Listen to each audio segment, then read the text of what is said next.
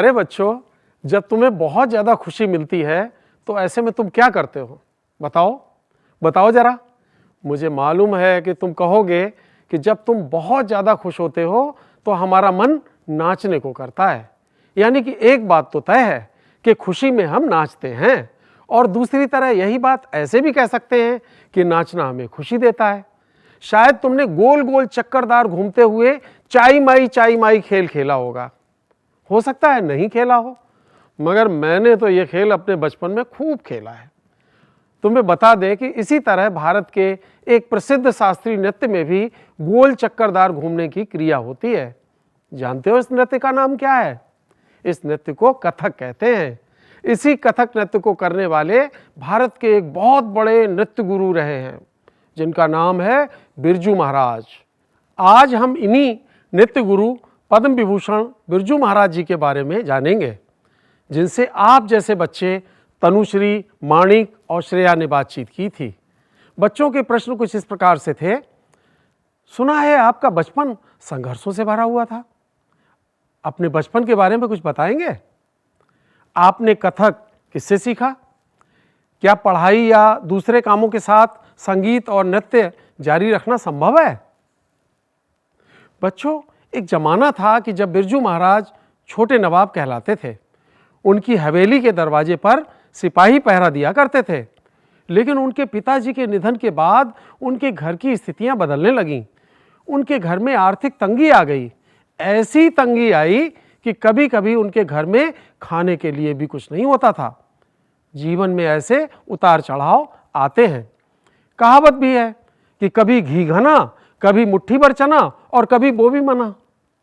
ऐसे में उनकी मां ने उन्हें सहारा दिया और कहा, देखो, परंपरा से पाई गई ये नृत्य कला तुम्हारी पीढ़ियों की विरासत है, इसलिए तुम्हें खाने को भले ही चना मिले या कुछ भी ना मिले, लेकिन तुम अपना नृत्य का अभ्यास कभी मत छोड़ना। रही बात सीखने की, तो पिताजी और उनके चाचा कथक के कुशल नर्तक थे, इसलिए बचपन में उनके घर में कथक का माहौल रहा करता था। उन्हें कोई औपचारिक रूप से नृत्य की शिक्षा देता, इससे पहले ही उन्होंने अपने पिता और चाचा लोगों को नृत्य देख देख कर ही कथक नृत्य करना सीख लिया। यही नहीं, वे नवाब के दरबार में उसका प्रदर्शन भी करने लगे थे। उन्होंने कथक की औपचारिक शिक्षा अपने पिता अच्छन महाराज और दोनों चाचाओं शंभू महाराज और लच्छू महाराज से पाई। मनुष्य के जीवन में कोई भी नया काम शुरू करने के लिए हमारे भारतीय समाज में समारोह होता है, जिसे संस्कार कहते हैं। कथक नृत्य सिखाना शुरू करते समय भी गुरु अपने शिष्यों के बाह पर एक ताबीज बांधते हैं। परंपरा थी कि ऐसे मौके पर शिष्य बनने वाला भी अपने गुरु को कुछ भेंट देता था। बिरजू महाराज के पिताजी ने भी कहा, जब कुछ भेंट मिलेगी तभी मैं ये गंडा यानी कि ताबीज बांधूंगा। ऐसे में उनकी अम्मा जी ने बिरजू महाराज के 2 कार्यक्रमों की कमाई उन्हें भेंट के रूप में दी थी। ये गंडा गुरु और शिष्य के बीच मर्यादा और समर्पण का एक पवित्र बंधन होता है।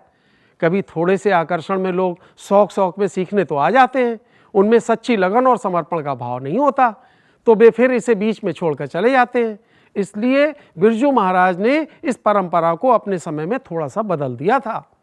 कई वर्षों तक नृत्य सिखाने के बाद जब वे देखते थे कि सीखने वाला लगनशील है, नृत्य के लिए समर्पित है, तभी वे उसे गंडा बांधकर अपना शिष्य बनाते थे।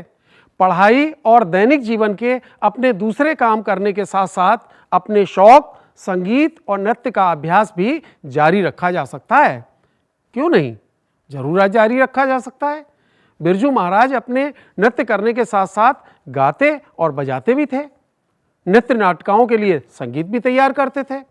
ये प्रत्येक व्यक्ति की अपनी अपनी लगन और क्षमताओं पर निर्भर है। उनकी एक शिष्या शोभना नारायण अच्छी नर्तकी होने के साथ साथ IAS अधिकारी भी रही हैं। इसी तरह के अन्य उदाहरण भी तुम्हें जीवन में देखने को मिलते हैं।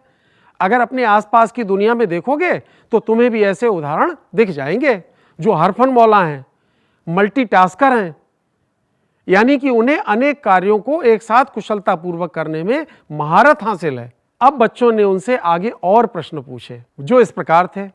कथक की शुरुआत कब हुई? क्या नृत्य सीखने के लिए संगीत जानना जरूरी होता है? आपने कथक में कई नई चीजें भी जोड़ी हैं ना। प्यारे बच्चों, हमारे देश में कथक नृत्य की बहुत पुरानी परंपरा है। देश के दोनों पुराने ग्रंथ रामायण और महाभारत में भी इसके बारे में उल्लेख मिलता है। कथक अपने विशेष अंदाज में नाच गाकर कथा कहने वाला ऐसे कथिकों की पारिवारिक परंपरा भी रही है। इनके गांव होते थे।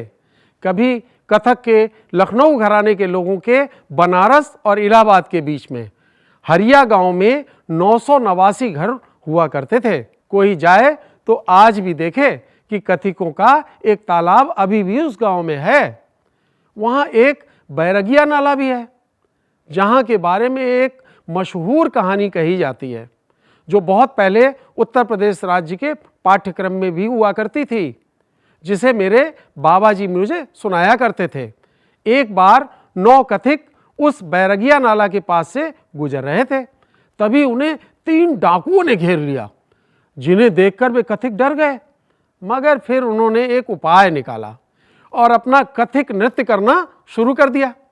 उनके मस्ती में किए जाने वाले उस नृत्य का ऐसा प्रभाव हुआ कि वे डाकू उन्हें लूटना भूल गए और उनके उस कथक नृत्य में मस्त होकर झूमने लगे।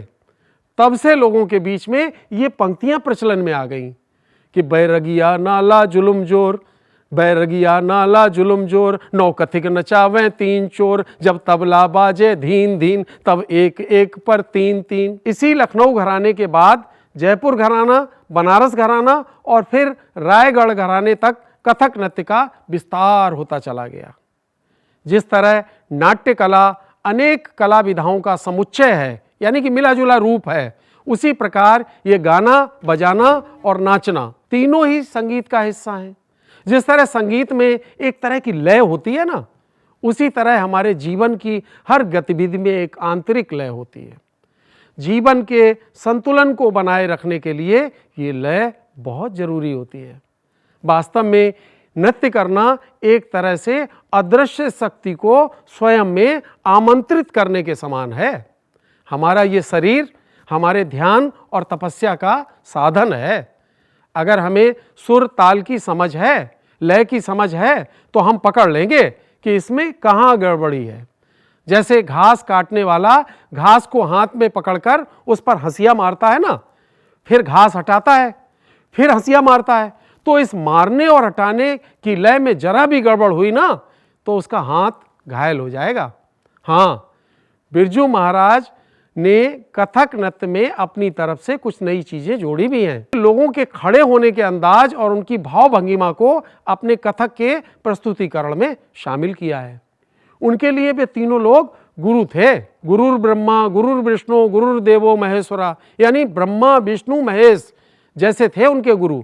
इसीलिए तीनों की शिक्षाओं को लेकर उन्होंने कथक के प्रस्तुतिकरण का एक नया ही रूप तैयार किया। मगर ऐसा करते समय उन्होंने कथक की पुरानी परंपरा को बनाए रखा। इसी तरह रविंद्रनाथ टैगोर और त्यागराज जैसे कई कवियों की रचनाओं को लेकर उन्होंने कई कथक रचनाएं तैयार की। और हाँ बच्चों, ये प्रश्न तो तुम्हारा स्वाभाविक है कि टैगोर तो बंगला भाषी थे और त्यागराज तमिल भाषा के कवि थे, तो उन्होंने किस तरह से इसको प्रस्तुत किया होगा। यहाँ पर बिरजू महाराज जी कहते हैं कि सिर्फ भाषाएं ही तो अलग हैं, लेकिन इंसान सब जगह एक जैसे होते हैं। उनकी भावनाओं को अनुभव करने का एहसास एक सा ही है।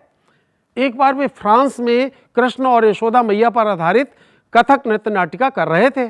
तभी एक दर्शक ने उनसे ऐसा ही एक प्रश्न पूछ लिया कि मैं तो नहीं जानता यशोदा मैया कौन है, मैं कैसे समझूंगा। उन्होंने बताया कि देखो, यशोदा को जानते नहीं हो तो नहीं सही, लेकिन आप माँ को तो जानते हो ना। इस धरती की सारी माएँ यशोदा हैं और सारे नन्हे बच्चे कृष्ण हैं। नन्हे बच्चे का रूठना, जिद करना, रोना, उठना, बैठना सारी दुनिया में एक सा ही होता है। समय के साथ साथ हमें अलग अलग भाषाएं मिलती हैं, संस्कार और तौर तरीके मिलते हैं, हमारे स्वभाव भी अलग अलग होते हैं। मगर चाहे नृत्य की परंपरा हो या किसी दूसरी कला की परंपरा, ये एक पेड़ की तरह होती है जो अपने नीचे बैठने वालों को एक जैसी छाया और आश्रय देती है। हम किसी नई परंपरा का बीज बोएं तो हमें उसे उचित हवा, पानी और खाद देनी होगी, ताकि समय आने पर हमारे समाज में एक अच्छा वृक्ष फले। जब से बिरजू महाराज ने कथक सीखना शुरू किया था, तब में और अब में कथक की दुनिया में बहुत सारे परिवर्तन आए हैं। आजकल की तरह तब बंद ऑडिटोरियम वाले ऐसे हॉल और मंच नहीं हुआ करते थे। सिर्फ जमीन पर बड़ी सी सफ़ेद चादर बिछी होती थी, जिसे चांदनी कहते हैं। उसी पर कथक नृत्य हुआ करता था। उसे देखने वाले उसके चारों तरफ बैठा करते थे। चेहरे के मेकअप के लिए, श्रृंगार करने के लिए तब सिर्फ चंदन लेप और होंठ रंगने के लिए पान हुआ करता था।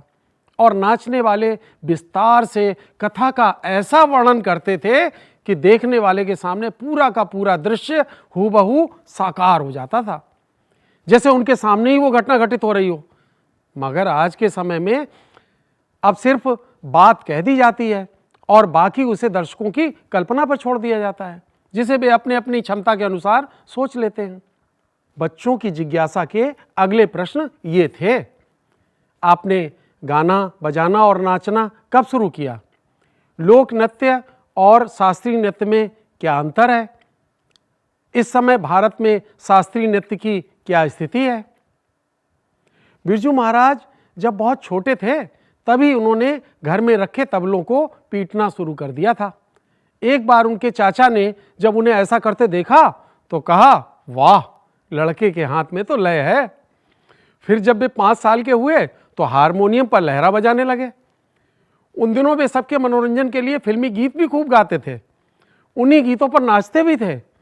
उन्हीं दिनों के बारे में बताते हुए वे कहते हैं कि एक बार उनकी बहनों ने उन्हें चुन्नी पहनाई और बिंदी लगाकर सजाया, फिर सुरैया के एक गाने पर खूब नचवाया। लेकिन इसी बीच चाचा आ गए, तो उन्होंने डर की वजह से जल्दी से सब कुछ उतार कर फेंक दिया और छिप गए।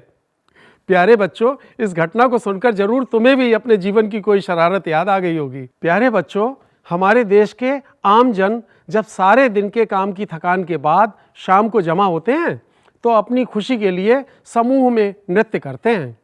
इस समूह में किए जाने वाले नृत्य को ही लोक नृत्य कहते हैं, जबकि शास्त्रीय नृत्य दूसरे देखने वालों के मनोरंजन के लिए किया जाने वाला एकल नृत्य कहलाता है।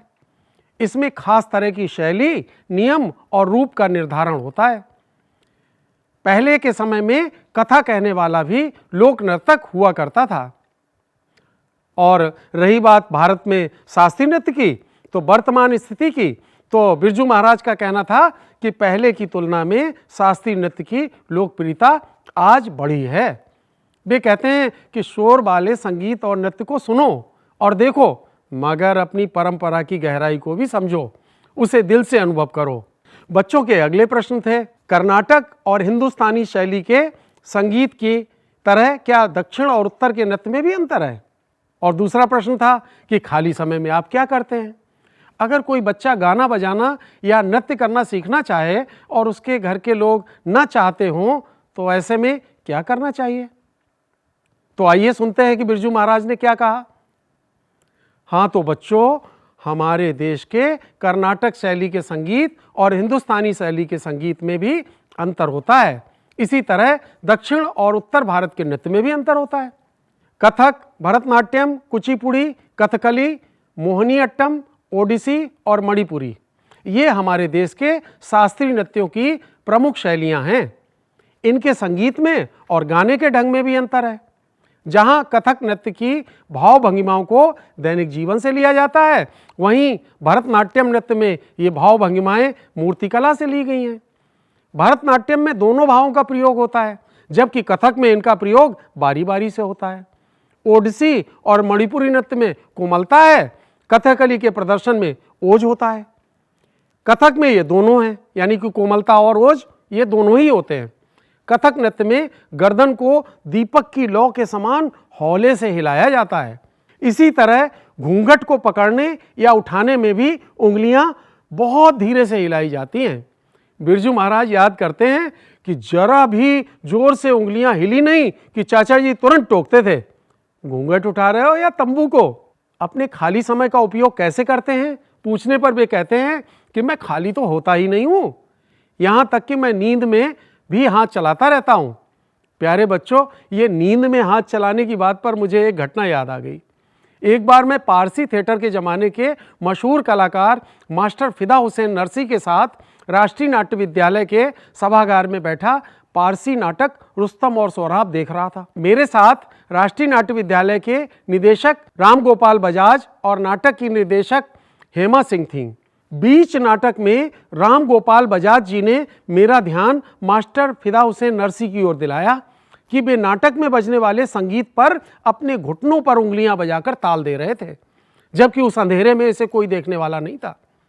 राम गोपाल बजाज जी ने मुझसे कहा, नाटक इनके खून में है, जिस कारण ये खुद को रोक नहीं पाते। बिरजू महाराज कहते हैं कि अगर मैं नर्तक नहीं होता तो शायद इंजीनियर होता।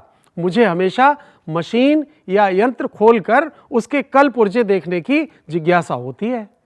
तुम्हें जानकर अजीब लगेगा कि मैं अपने ब्रीफ केस में हर समय पेचकस और दूसरे छोटे मोटे औजार रखता हूं, जिनसे मैंने कभी अपना पंखा, फ्रिज ठीक किया है तो कभी मशीनें ठीक की। मेरी बेटी और दामाद दोनों चित्रकार हैं। उन्हें देख देखकर मुझे भी पेंटिंग बनाने का शौक हो गया। अक्सर रात के 12 बजे के बाद मैं चित्र बनाने के लिए बैठता हूं और जब नींद से आंखें बंद होने लगती हैं तो फिर ब्रश को एक तरफ रखकर सो जाता हूं। उन्होंने बताया कि इस तरह पिछले 2 वर्षों में मैंने लगभग 70 चित्र बना लिए। आज के समय में अगर कोई बच्चा गाना बजाना या नृत्य सीखना चाहे और उसके घर के लोग ना चाहें तो ऐसे में फिर क्या करना चाहिए?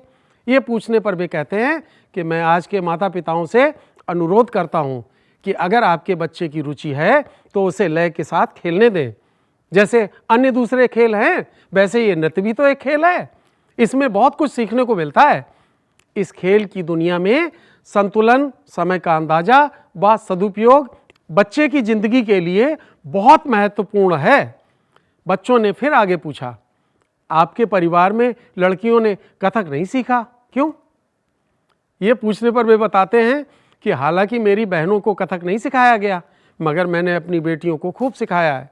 लड़कियों के पास शिक्षा या कोई ना कोई ऐसा हुनर अवश्य होना चाहिए ताकि वे आत्मनिर्भर हो सकें।